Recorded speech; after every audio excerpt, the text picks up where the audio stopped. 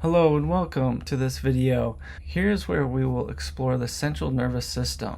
The central nervous system is really important because it helps us to understand and grasp the basics of neuroscience. Because when you understand the process, you will understand the other concepts that build on top of it, and understand the science of different behaviors and addictions and different activities that really benefit you. Okay, so the central nervous system is known as the CNS, and it is really a control center of our body. It is responsible for processing information, but also coordinating different activities. It really consists of two main components, the brain and the spinal cord.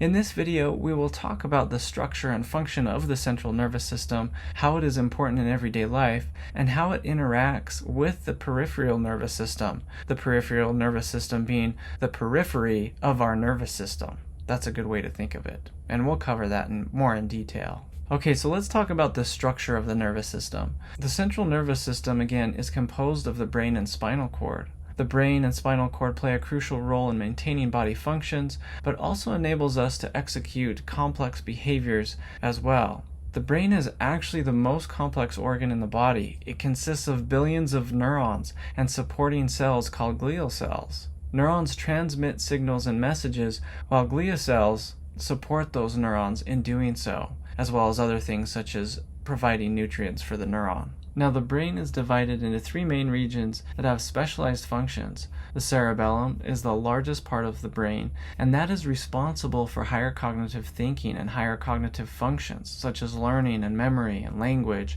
and voluntary movement, etc. Then we get into the cerebellum, and this is located on the back of the brain, and it looks like a little brain itself with all the folds, and we'll talk more in depth about that. But the cerebellum is crucial for motor control and coordination and balance. And then we get into the brainstem. This is the part that connects the brain to the spinal cord. It also regulates important functions that are vital to life, such as heartbeat, breathing, and even sleeping. Now, the spinal cord is a long cylindrical structure that goes down to the vertebral column. It really acts as a conduit for signals between the brain and the rest of the body. The spinal cord controls different reflexes and some automatic functions, which we will talk about.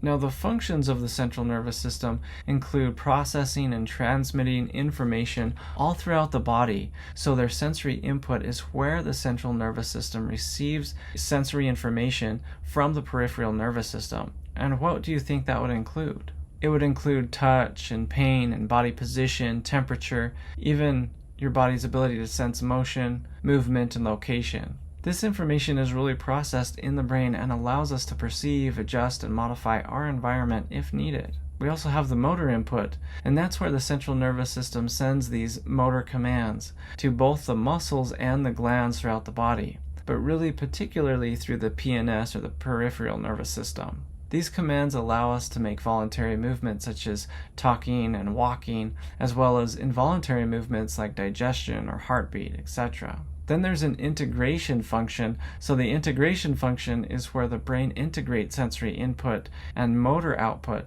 to really generate more appropriate responses. This integration allows for more complex behaviors such as learning or problem solving or decision making, but also physical things too, like skateboarding or riding a bike. This integration helps us to adjust how we need to move and how we need to pick up a heavy object, things like that. It is where the brain is receiving sensory input and giving motor output to generate these sometimes complex responses and adjust as needed. And then there is homeostasis. Homeostasis is really an internal balance. That's what it means, a balance. And the central nervous system regulates this homeostasis. Homeostasis is part of our body's temperature regulation again, also hunger, sleep-wake cycles, things like that. We need to have these things working optimally in the proper balance. Now, a really interesting thing about the nervous system is a reflex arc. But to understand this, we should first understand the interaction between the central nervous system and the peripheral nervous system. The reflex arc is a direct pathway that allows for very rapid responses to stimulate, but without involving the brain in these situations. As an example, when you touch a hot stove, the sensory receptors on your skin will send a pain signal through sensory neurons and then to the spinal cord, where they reach the interneurons, which are the connecting neurons in the spinal cord, and that processes the information immediately and sends out a motor signal or a motor response to your muscles. It says move, which causes you to withdraw your hand quickly before you even are cognitively aware of what just happened. This reflex action really protects you from serious injury by bypassing the slower process of making you consciously appraise a situation that might be dangerous. The sensory message is sent to the spinal cord, and then the spinal cord quickly just sends it back out, and that is why so quickly you can pull your hand away from a hot stove before you're even really consciously aware of it. Isn't the body amazing? Now in the next video, we'll talk a bit about disorders and things that can go wrong with the body. See you then.